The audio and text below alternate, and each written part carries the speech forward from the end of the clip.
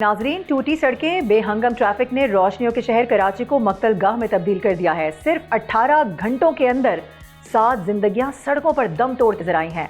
नाजमाबाद में 2 सगी बहनें, कोरंगी में मासूम बच्चा बस तले कुचला गया है। मंगोपीर, लांडी और हब रिवर रोड पर एक के बाद एक हादसा, जैसे सड़कें नहीं मौत के जाल बिछे हों। रवां साल 281 शहरी ट्रैफिक हादसात में जान की बाजी हार चुके हैं, जबकि 3000 से जायद जख्मी होकर अस्पताल तक पहुंचे हैं। ये सिर्फ हादसात के आदाद शुमार नहीं, टूटते घरानों की दुख भरी कहानियां हैं कि कराची की सड़कें अब सफ़र के काबिल ही नहीं रहीं, खौफ की अलामत बन चुकी हैं। टूटी सड़कें, बेहंगम हैवी ट्रैफिक और लापरवाह मोटरसाइकिल सवार भी सब हादसात की वजह बन रहे हैं। मगर असल सवाल ये है कि आखिर इस खराबी का असर कौन है और कब तक ये शहर अपने ही लोगों का खून बहाता रहेगा। बात कर लेते हैं, हमारे कॉरेस्पॉन्डेंट हमें ज्वाइन कर चुके हैं खुरम गुलजार। खुरम, आपको वेलकम करेंगे। अक्सर बेशतर आप इन सारे मामलात पर रिपोर्ट करते आए हैं। हमने देखा कि बड़े सारे इकदाम उठाए गए गवर्नमेंट की जानिब से, CCTV कैमरा लगाए गए, सेफ सिटी के नाम पे बड़े बड़े प्रोजेक्ट सामने आए, सीट बेल्ट बांधे, चालान हो जाएगा, चालान भरपूर तरीके से किए गए। उसके बावजूद भी हम ये देख रहे हैं कि जिसके लिए ये सारे इकदाम उठाए गए वो मसला वहीं का वहीं है। बिल्कुल ऐसा ही है। ई चालान यही कह के मुतारिफ कराया गया, खसूसी तौर पर यह जिक्र किया गया था कि जो शहर में होने वाले ट्रैफिक हादसात हैं उनको कंट्रोल किया जाएगा और उसमें मदद भी मिलेगी। लेकिन ऐसा कुछ नहीं दिखाई दिया। सिर्फ ई चालान ही लोगों को मौसूल होना शुरू हुए, लेकिन ट्रैफिक हादसात थे जो कि रोज बरोज बढ़ते रहे। ये जो हादसा हुआ नाजमाबाद में, जिसमें 2 सगी बहनें जाबाज हुई, ये गड़ा था मेन सड़क के ऊपर। और मैं आपको इम्पोर्टेंट एक बात बताऊं, ये वो सड़क है जो अंदरून स्टेट या अंदरून मुल्क से आने वाले जो हैवी ट्रैफिक है, जो कि लोडिंग गाड़ियां माड़ीपुर ट्रक खड्डे के जानिब जाती हैं या हमारे सिटी के जानिब जाती हैं, ये इस सड़क से होकर गुजरती हैं।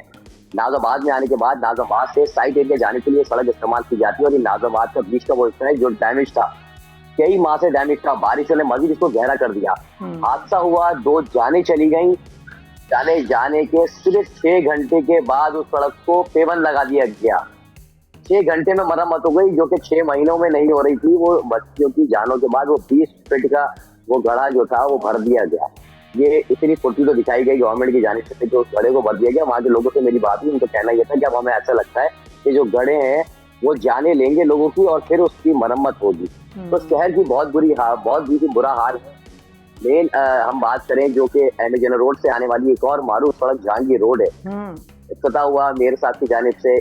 एक तो सड़क बना दी गई, लेकिन आने वाला जो ट्रैफिक है जो कि गुरुमंदर से टीनट की जानिब आता है, उसका इतना बुरा हाल है कि वहां पर गड्ढे नहीं है, वो गड्ढे बन चुके हैं।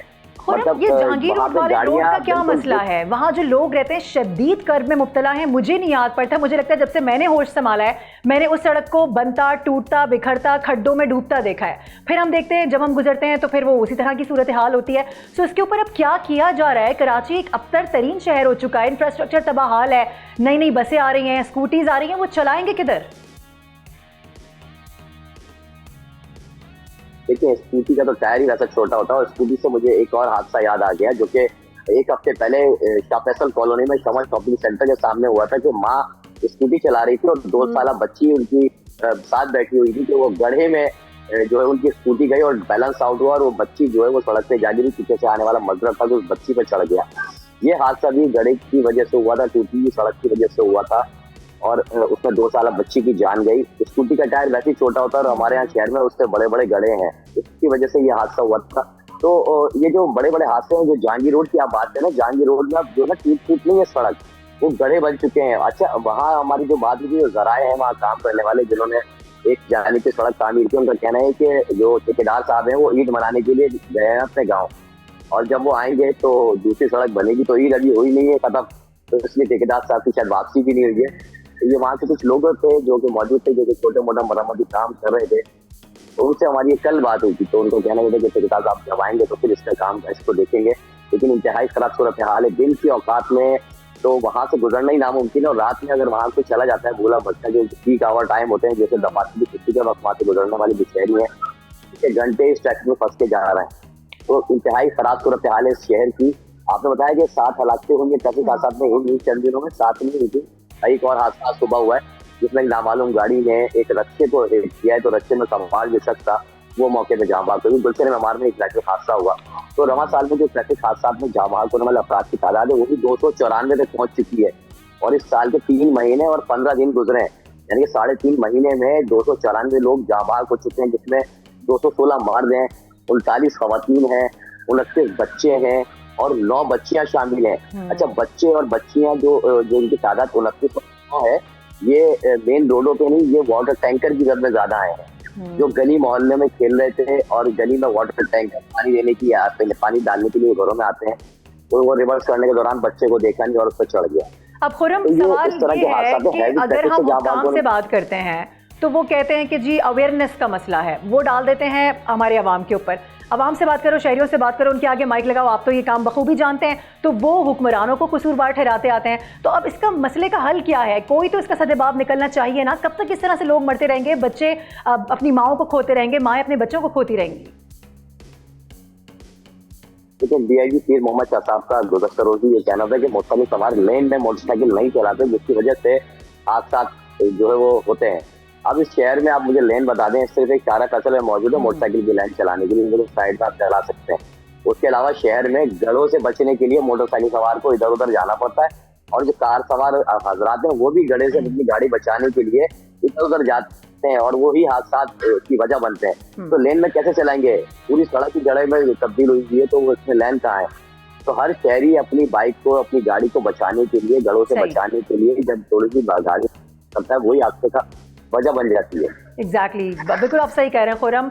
और अफसोस इस बात पर होता है कि हम कितनी बार इस मसले को अपने प्रोग्राम में, अपनी ट्रांसमिशंस में उठाएं, क्योंकि किसी को कोई फ़र्क नहीं पड़ता। बहुत शुक्रिया ज्वाइन करने के लिए खुर्रम। नाज़रीन, पता नहीं ये कितना बड़ा अलमिया बन चुका है कि अब इसका सदेबाब किस तरह से होगा, इसका जवाब ढूंढने की ज़रूरत है। नाज़रीन, आखिर में एक इंतहाई अहम मसला उठाना चाहूँगी। बच्चों में HIV का तेज़ फैलाव जिसने ख़तरे की घंटी बजा दी है। ख़ास तौर पर सिंध में HIV का फैलाव अब एक ख़तरनाक सूरत हाल इख्तियार कर चुका है। ताज़ा तरीन आदाद शुमार के मुताबिक 2026 के दौरान सूबे में 894 केसेस रिपोर्ट हुए हैं, जिनमें 329 बच्चे हैं। ये आदाद शुमार महज नंबर्स नहीं, बल्कि एक संगीन हकीकत की अक्कास हैं। वो हकीकत जिसमें एक खामोश वबा हमारे माशरे की जड़ों में सराई कर चुकी है। ये बीमारी अब किसी एक तबके तक महदूद नहीं रही, बल्कि आम लोगों, घरों और खुसूसन बच्चों तक पहुँच रही है। यही वो पहलू है जो इस सूरत हाल को मज़ीद तशवीशनाक बना रहा है। सिंध के मुख्तलिफ अजला, खुसूसन कराची, लाड़काना और मीरपुर ख़ास में इसके केसेस तेज़ी से सामने आ रहे हैं, जो इस बात का वाज़ेह इशारा है कि ख़तरा सर पर मंडला रहा है। इस फैलाव के पीछे कई तल्ख़ हक़ाइक़ है। गैर महफूज तिब्बी तरीक़ेकार, एक ही सिरिंज का बार बार इस्तेमाल, गैर मुस्तनद क्लिनिक्स और आलूदा खून की मुंतकली जैसे अवामिल इस वबा के फैलाव का सबसे बड़ा सबब है। सेहत के निज़ाम में कमज़ोरियाँ, निगरानी का फुकदान और इन्फेक्शन कंट्रोल के नाक़िस इंतज़ामात इस मसले को मज़ीद संगीन बनाते हैं।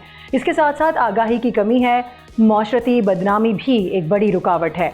लोग HIV का टेस्ट करवाने से हिचकिचाते हैं, बीमारी को छुपाते हैं, और यूँ ये वायरस खामोशी से फैलता चला जाता है।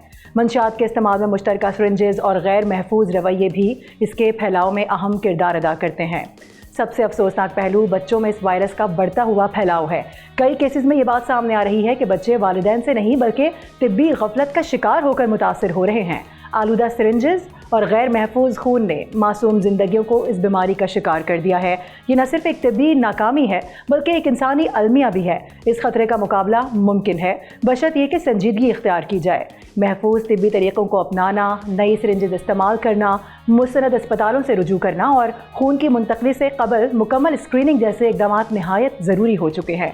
इसके साथ साथ अवामी आगाही को फ़रोग़ देना, गलत फहमियों को दूर करना और लोगों को टेस्टिंग और इलाज की जानिब राग़िब करना वक्त की अहम ज़रूरत है।